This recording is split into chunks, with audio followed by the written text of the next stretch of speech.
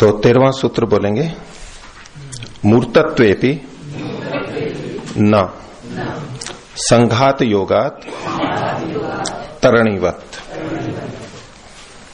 मूर्तत्वेपि, मूर्त होने पर भी, इस सूक्ष्म शरीर के लिए कहा जा रहा है कि वो मूर्त है यानी जड़ है,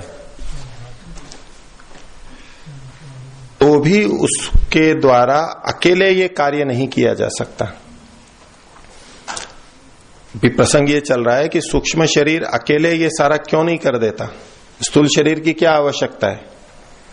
उसके लिए कह रहे हैं कि हाँ, यद्यपि वो मूर्त है, जड़ पदार्थ से बना है, मूर्तत्वेपि न, ये अपने आप कार्य नहीं कर सकता, इसकी स्वतंत्रता नहीं है, इसके लिए स्थूल चीज चाहिए।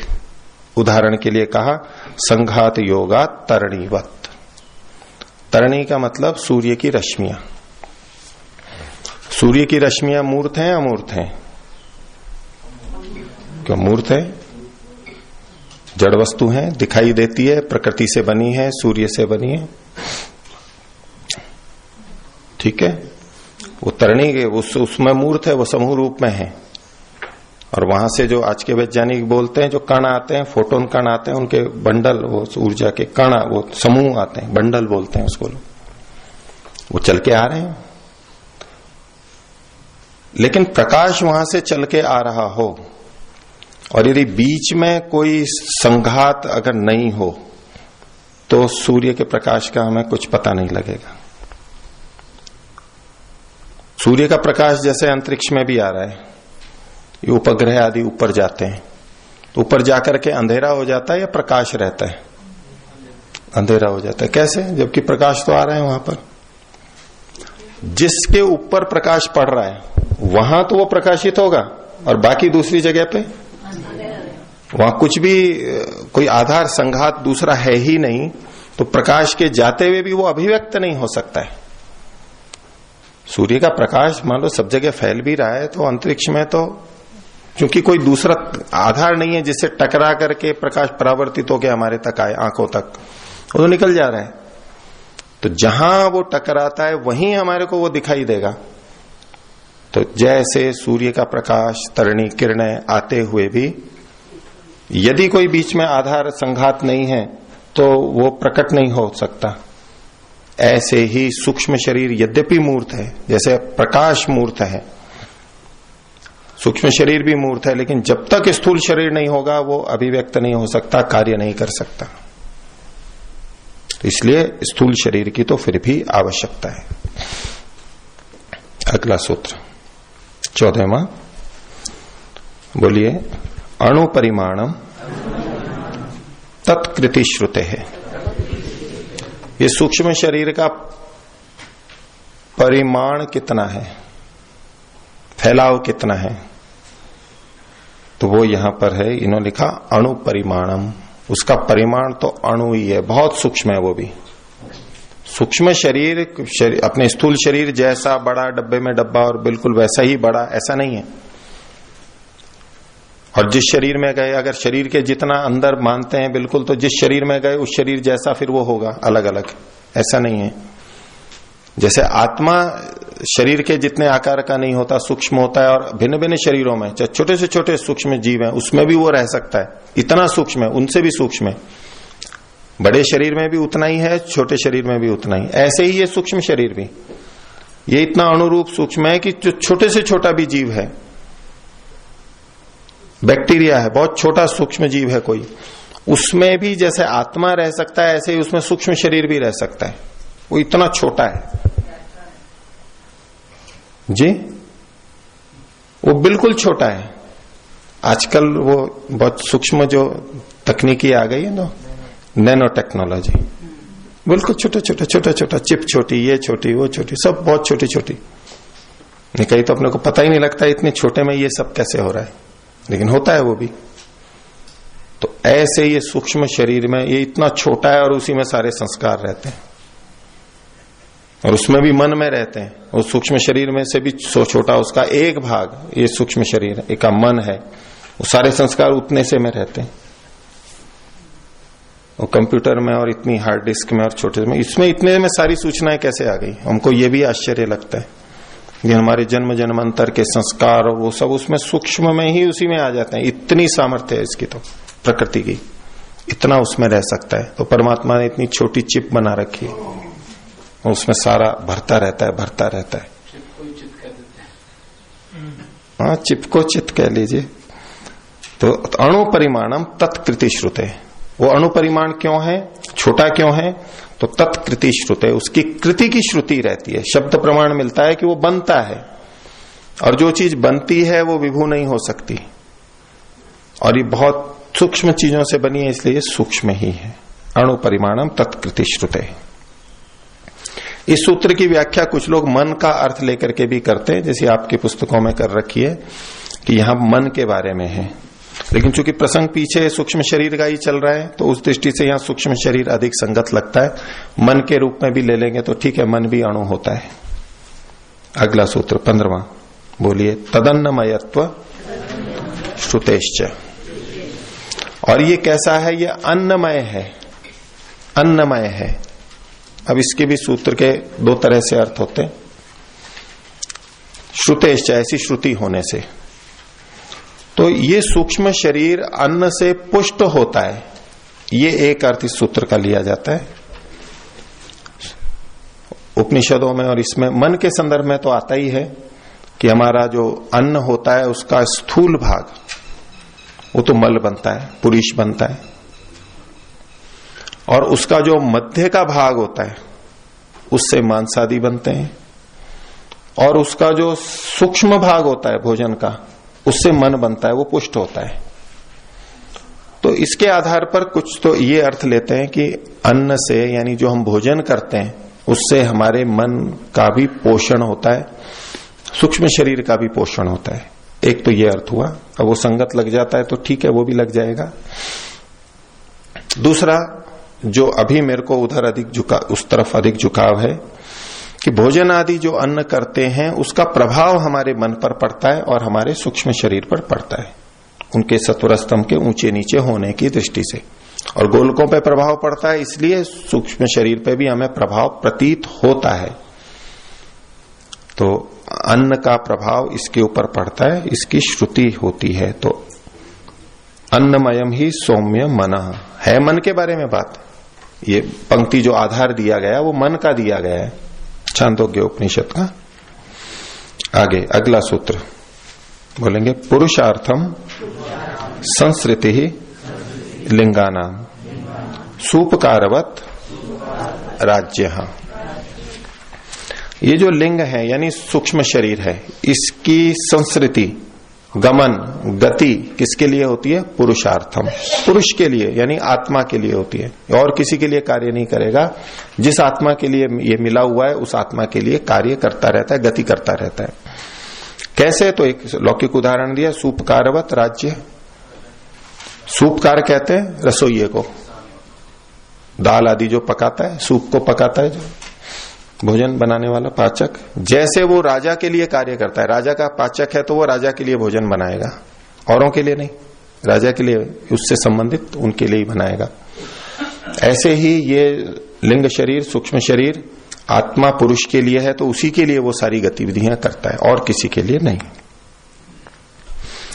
आगे अब ये जो स्थूल शरीर है इसके बारे में कुछ और चर्चा चल रही है। 17वां सूत्र बोलेंगे। पांच भौतिको देह। ये देह मतलब स्थूल देह, स्थूल शरीर कैसा है? पांच भौतिक है, पांच भूत इसमें रहते हैं, आकाश, वायु, अग्नि, जल और पृथ्वी। ये पांच जो महाभूत हैं, ये पांचों यहां पर हमें उपलब्ध होते हैं, तो इसको कुछ लोग पांच भौतिक कहते हैं। अगला सूत्र बोलिए। चातुर्भौतिकम इति एके। कुछ लोग इसको चार भूतों से बना हुआ मानते हैं। एक कौन सा छोड़ते हैं? आकाश को छोड़ देते हैं।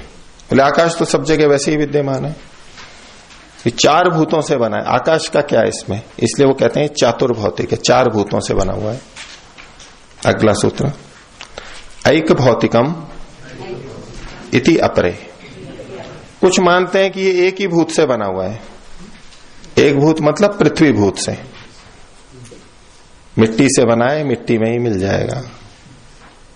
पृथ्वी से, पृथ्वी तत्व से बना है, इसका मूल जो चीज है वो पृथ्वी है। तो पंचभूतात्मक इस दृष्टि से कि पांचों भूत यहां उपलब्ध होते हैं, अपनी अपनी क्रियाएं वहां पर होती हैं। चातुर्भौतिक अलग दृष्टि से कहा जा रहा है, उसमें आकाश को छोड़ करके, वो तो सर्वव्यापक है, उसके अतिरिक्त चार से बना है। और जो एक भौतिक मानते हैं यानी पृथ्वी से बना हुआ मानते हैं, तो वो कहते हैं कि उपादान के रूप में तो यहां पर पृथ्वी तत्व ही है, बाकी चीजें तो उसमें बस साथ में जुड़ी भी हैं, वो उपादान के रूप में नहीं है। मूल आधार तो इसका पृथ्वी है। ठीक है। आजकल की जो आइसक्रीम आती है उसका आधार क्या होता है? आइसक्रीम आती है ना आजकल कंपनियों की जो आती है, वो कप में जो आती है, उसमें मान लो दूध है और कुछ है, वो कुछ चीजें हैं। अच्छा, उसके अंदर वो जो मुंह में डालते हैं तो वो थोड़ा सा कैसे हो जाता है, यूं तो फूला फूला सा लगता है ना, वो फिर थोड़ा सा वो छोटा कम क्यों हो जाता है? फूला हुआ होता है। तो उसमें क्या डाला हुआ होता है? फूला हुआ होता है। जैसे झाग होते हैं ना, झाग होते हैं ना, झाग इतने सारे दिखते हैं, मान लो कपड़े धोते हैं तो इतना सारा दिखता है ना, उसको यूं कर दो तो थोड़ा सा होता है। तो वो उसको ऐसा करते हैं, उसमें वायु डालते हैं उसको झाग से, तो वो पैसा फूला फूला सा लगता है। तो जो झाग होते हैं, तो झाग में क्या क्या चीजें होती है? उसमें वायु होती है, ये भी बोलते हैं क्या हम? एक दृष्टि से कह सकते हैं, एक दृष्टि से कहते हैं नहीं ये तो झाग में तो मतलब पानी है, साबुन है, बस यही है, झाग को नहीं गिनेंगे उसमें, वो तो वैसे ही अंदर है साथ में। ठीक है। ऐसे ही ये जो शरीर है, इसमें मूल आधार क्या होगा? पृथ्वी। अब इसमें अंदर खून बह रहा है, उसमें पानी बह रहा है, वो तो बस बह रहा है, वैसे आधार थोड़ा है। उसको पृथ्वी ने आधार कर रखा है, रोक रखा है। न कोशिकाएं हैं, अब कोशिकाओं में भी जलीय तत्व भी है, वायु तत्व भी है, ऑक्सीजन भी जा रही है ना, वो भी तो आ जा रही है, लेकिन वो आधार नहीं है उसका, वो तो आना जाना चल रहा है बस। उसमें पानी है, और पानी कोशिकाओं में भी है, तो वो तो उसमें अंदर है, उसको थाम के किसने रखा है पानी को वहां पर? ठोस चीज ने। तो इस रूप में जो उपादान है, आधार है, वो तो पृथ्वीभूत ही है, और बाकी जो चीजें हैं वो तो वहां साथ में रखी हुई हैं। अब किसी का घर हो, कमरा हो, तो घर किस किस चीज से बना है? और के सीमेंट, लोहा और ये, और वो जो अंदर के लकड़ी के सामान है, टेबल, कुर्सी, सोफा, अलमारी, बल्ब, ये वो नहीं घर में बने हैं क्या? वो नहीं है क्या उसमें शामिल? होते हैं पर रखे हैं बस वैसे ही। आधारभूत जो ढांचा है वो तो अलग चीज से बना हुआ है, इस दृष्टि से कहते हैं। आजकल के मकान सीमेंट से बने हुए होते हैं, ऐसे बोल देते हैं। तो पृथ्वी इसका आधार है, इस दृष्टि से कहते हैं ये एक भौतिक है।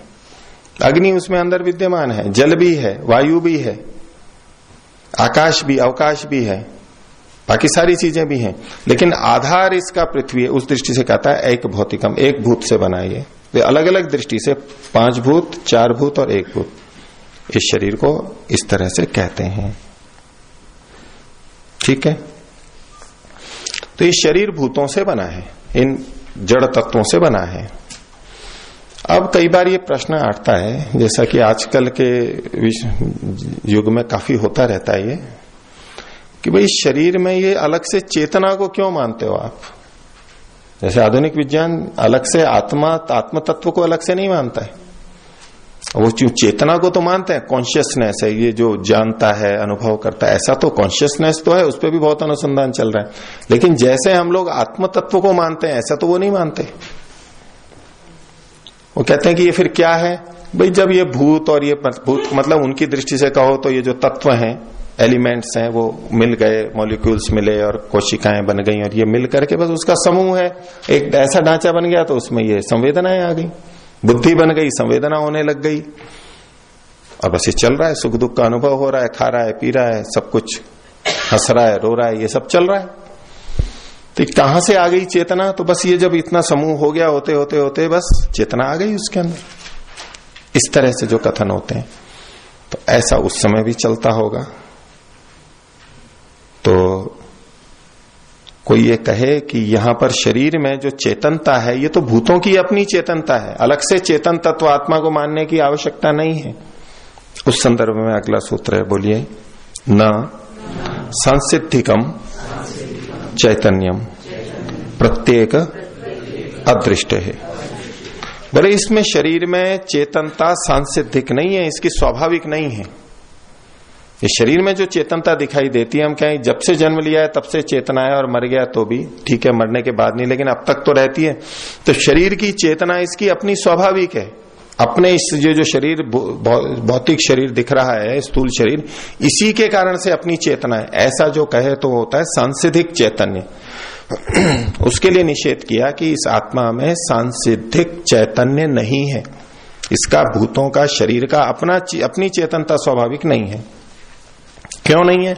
उसके लिए उन्होंने एक हेतु दिया, प्रत्येक अदृष्टे है। इन भूतों में एक एक में हम देखते हैं तो एक एक में चेतनता नहीं दिखाई देती, इन सबके मिलने से चेतनता आई है ऐसा आप कहते हो, तो कारण में भी तो होनी चाहिए चेतनता कहीं ना कहीं। तो इनमें एक एक में जब ये भूत अलग अलग होते हैं, इनमें तो चेतनता नहीं देखी जाती। शरीर जिन अणुओं से मिलके बना है, उन अणुओं को अलग अलग देखेंगे तो उनमें चेतनता नहीं मिलेगी।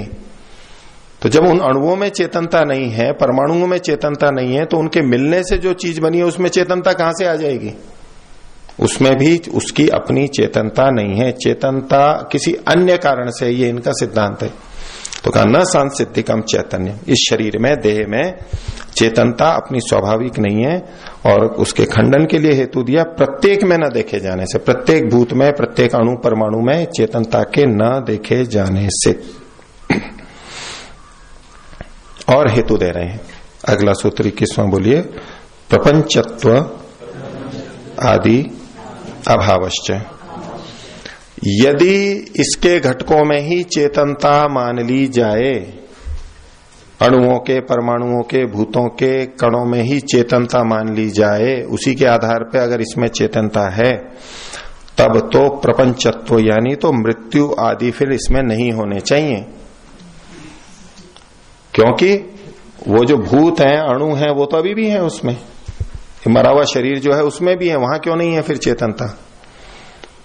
तो अगर ऐसी है तो प्रपंचत्व यानी मृत्यु आदि फिर होनी ही नहीं चाहिए। या तो शरीर ही नष्ट हो जाए बिल्कुल, तब चेतनता नष्ट हो तो कह सकते हैं, लेकिन शरीर के रहते रहते चेतनता नष्ट हो जाए, ये स्थिति नहीं आनी चाहिए यदि इन भूतों के कारण, अणुओं परमाणुओं के कारण ही चेतनता है तो।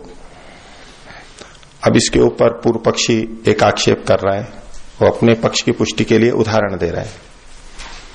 तो 22वां सूत्र बोलेंगे, मद शक्ति वच्चेत प्रत्येक परिदृष्टे सौक्ष्म्यात् सांगत्ये तदुद्भव। वो कह रहा है कि मद शक्ति के समान समझा जा सकता है। मद शक्ति मतलब जैसे मद्य में होती है ना, शराब में, तो उसमें नशा कब आता है? जब वो इकट्ठे होते हैं, सड़ जाते हैं, उसका किण्वीकरण होता है, वो सारी प्रक्रिया होती है, तो अल्कोहल बन जाता है, वो नशा देता है।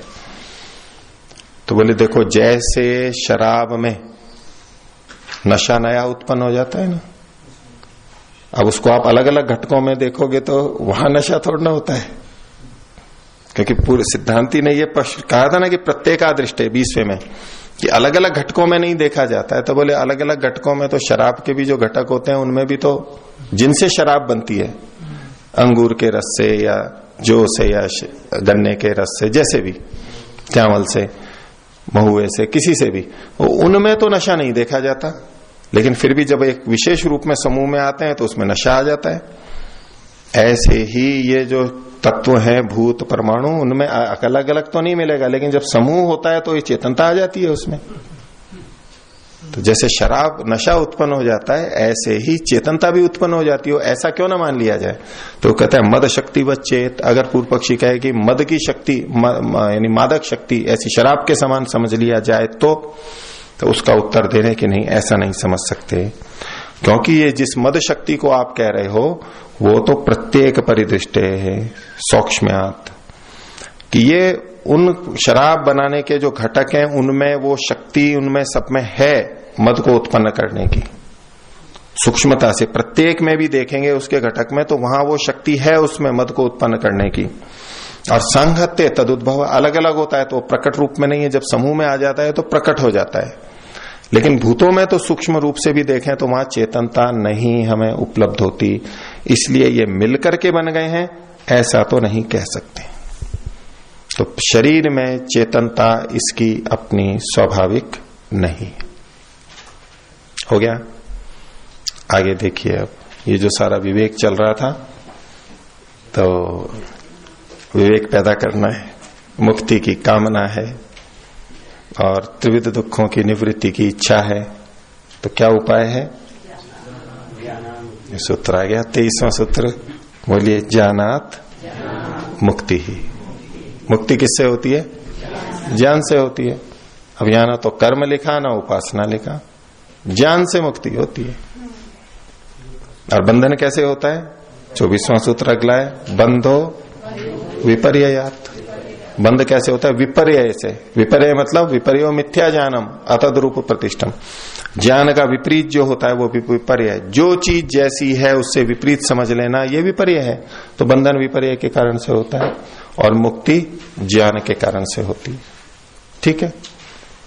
अब कोई कहे कि भाई ठीक है, ज्ञान के कारण तो होती है, लेकिन दूसरों की भी तो सहायता होती है उसमें, कर्म और उपासना की भी, क्योंकि कर्मयोगी भी बहुत है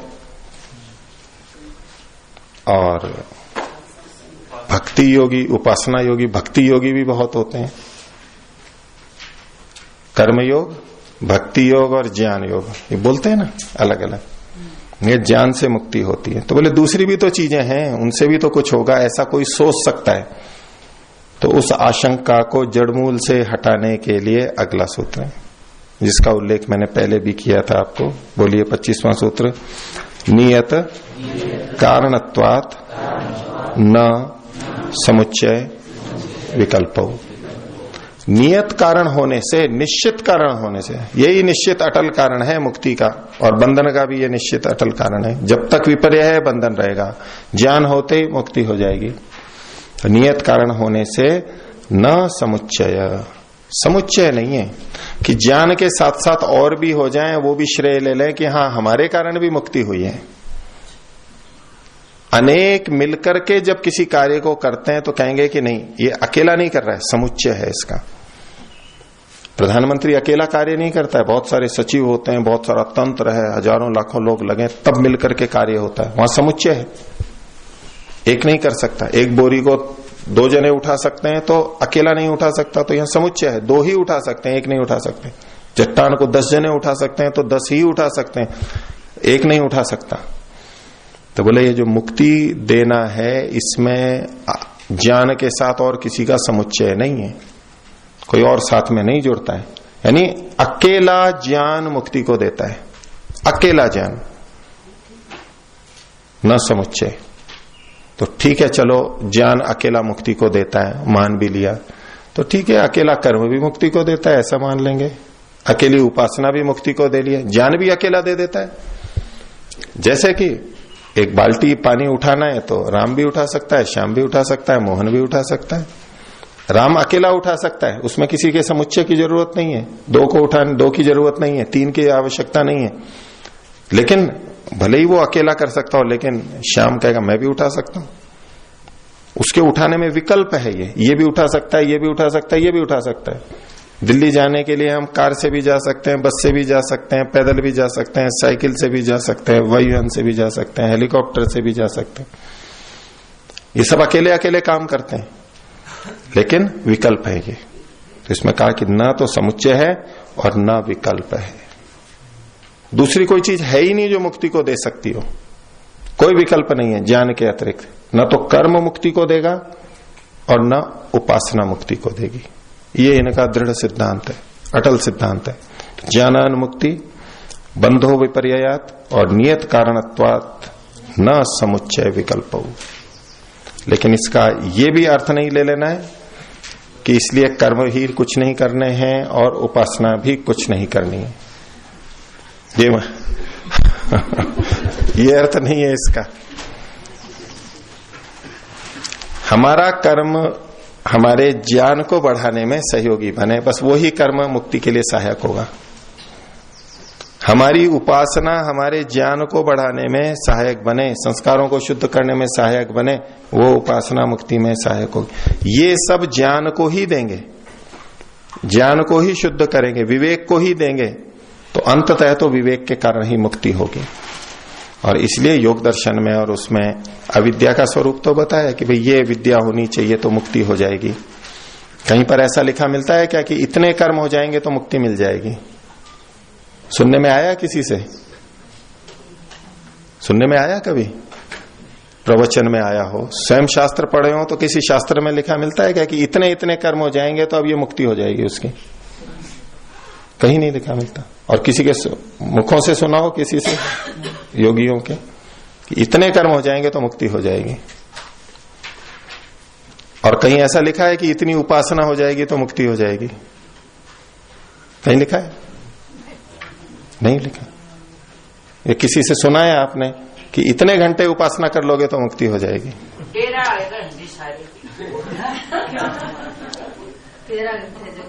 13 घंटे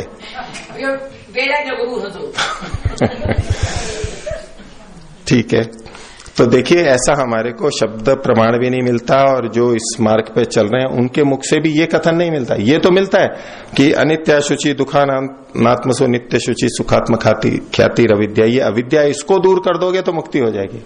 इसका तो एक आकलन मिलता है कि हाँ ये चीज हो जाएगी तो मुक्ति होगी, लेकिन कर्म के लिए, उपासना के लिए नहीं मिलता है। कर्म और उपासना ज्ञान की शुद्धि के लिए ही होते हैं। बस यही साधक को ध्यान में रखना होता है कि कर्म कर रहा हूं तो पुण्य की तरफ ज्यादा ना चला जाए कि पुण्य बनेगा, यानी इससे मेरे को ज्ञान में कितनी शुद्धि हो रही है, मेरा हृदय कितना पवित्र हो रहा है, बस। चाहे वो यज्ञ हो, चाहे दान हो, चाहे सेवा हो। और यज्ञ दान सेवा करते हुए भी अगर वहां पर राग आ गया, मोह आ गया, इससे ये शुभ फल मिलेगा, तो उससे वो शुभ फल तो मिल जाएंगे, पुण्य कर्म। मुक्ति में सहायक नहीं होगा वो, सीधे सीधे वो सकाम कर्म हो जाएगा। ये सेवा करूंगा तो ये सेवा करेंगे तो मेवा मिलेगा, ठीक है, तो वो तो बस मेवा तो मिल जाएगा, ठीक है ये ज्ञान नहीं मिलेगा, शुद्ध नहीं होगा। तो ये इनका बहुत ही स्पष्ट सिद्धांत है, ज्ञान ही मुक्ति को देता है, बाकी चीजें इसमें सहायक है, करनी है, सीधे ज्ञान भी नहीं ले सकते। लेकिन इन कर्म और उपासना को करते हुए जो जितनी जल्दी ज्ञान और समझ बना लेता है, बस वो उतनी जल्दी मुक्ति में चला जाता है। थोड़े कर्मों में भी समझ बना सकता है, थोड़ी उपासना से भी समझ बना सकता है। उसके लिए मात्रा, काल, संख्या, इसका कुछ भी पैमाना नहीं है। कितने में समझ में आ जाए, कितना विवेक हो जाए, बस वो ही मुक्ति का कारण है। ठीक है, तो इसको इतना ही रखते हैं। प्रणाम।